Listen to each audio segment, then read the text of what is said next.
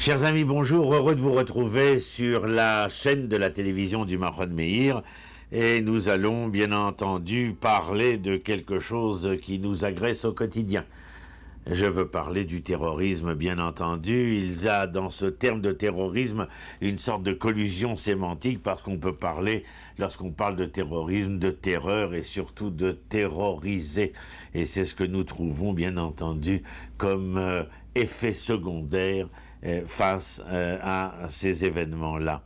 La Torah et nos sages, j'ai essayé de voir, d'entrevoir simplement ce que la Torah et nos sages pouvaient nous dire au sujet de la violence et la marche à suivre peut-être contre une forme de terreur, car la terreur a bien entendu la capacité de ramollir très certainement le moral de la nation et des individus qui composent cette nation.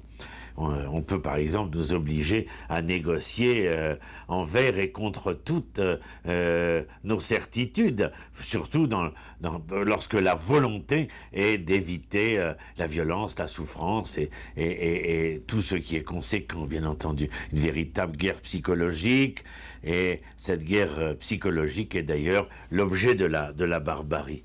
Et cette atmosphère de crainte, d'intimidation, bien entendu, et c'est là qu'est le succès du terrorisme, bien sûr. Eux ne cherchent pas le nombre de tués. S'il y a un nombre de tués important, c'est d'abord et avant tout dans la capacité qu'ils auront eu à attirer l'attention vers eux. Alors voyons, par exemple, ce que dit Maïmonide, le Rambam, dans son guide des Écarrés. Étonnant, d'ailleurs, que nous trouvions tout cela, mais regardez, écoutez, enfin ne regardez pas, écoutez plutôt. Le Rambam recommande l'intimidation dans la réaction à toute agression. Je dis dans le guide des égarés, le Moreh Nevurim. L'intimidation dans la réaction à toute agression. Et il donne un certain nombre de manifestations relatives à la rigueur. Par exemple, une réaction qui devrait être de la part d'Israël relative à la portée de l'atrocité, proportionnelle à la portée de l'atrocité. Il faut réagir en fonction de la répétition des choses. Ça nous parle, tiens, en ce moment. La répétition des actes. Eh bien, la réaction est non seulement proportionnelle à la portée de l'atrocité, mais aussi à la répétitivité de l'événement. Et puis aussi, considérer la probabilité qu'ont de pouvoir s'en sortir les meurtriers en question, et donc réagir en fonction des probabilités qui permettraient à ces meurtriers de pouvoir s'en tirer. Un autre point chez le Rambam, essayer de comprendre et d'entendre la puissance des instincts qui conduisent ces criminels à agir. Du point de vue, par exemple, médical, on vous dira de ne pas simplement vouloir traiter la maladie, mais de traiter, bien entendu, les causes de la maladie. Pour ceux que ça intéresse, c'est dans le Moreh Nevurim, au 3e chapitre, et au 3e livre, chapitre 41, si ça intéresse certains. Donc je suis absolument étonné de voir le Rambam réagir, ce à quoi j'avais écrit dans l'un de mes livres. J'avais dit, ces hommes alors doivent être au vu et su de ce que dit le Rambam pour chasser, leurs organisations interdites, les réseaux démantelés, les frontières contrôlées, les transferts de fonds empêchés. Encore une fois, ne pas combattre simplement les symptômes, mais aller à la source. Dans le cadre de cette guerre à outrance contre le terrorisme, il faut que nous nous interrogions aussi sur autre chose. Et là, j'ai trouvé, je vais vous les rapporter, bien entendu, un élément absolument étonnant, si ce n'est détonnant aussi, par rapport aux faits qui, quelquefois, font penser certains parmi nous que, comment dire, les mesures de punition collective seraient de bonne loi. Écoutez ce que dit le texte. La Torah nous enseigne un principe d'ailleurs totalement opposé à cette opinion de punition collective. Est-ce qu'un seul homme pécherait et tu punirais toute l'assemblée, dit dans Bamidbar au chapitre 16, demande Moshe à Dieu. Et l'on sait, bien sûr, on se rappelle comment Abraham va tenir tête à l'Éternel dans sa tentative d'épargner les justes de Sodome et de Gomorrhe. Il est impossible de punir toute la ville à cause de quelques méchants, avait affirmé notre premier patriarche. Vous voyez, des questions qui sont d'actualité. Et le Ribash, Rabbi Yaakov Bar Sheshet, un de nos grands sages d'Espagne et d'Algérie, qui fait référence d'ailleurs dans le Shulchan Arour de Rabbi Yosef Karo, dit ainsi dans un de ses responsables, il dit comment la punition collective est injuste et illégitime. Vous voyez, alors...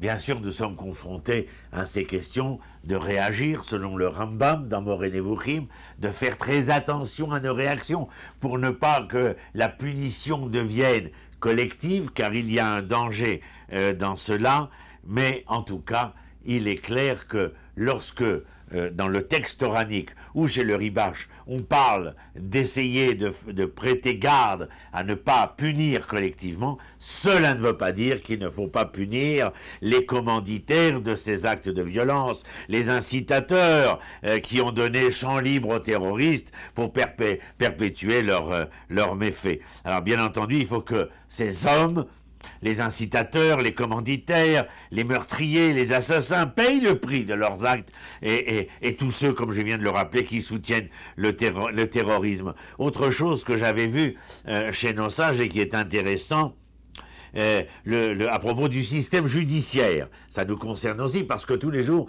nous sommes confrontés aux décisions des cours de justice et de la haute cour de justice. Alors...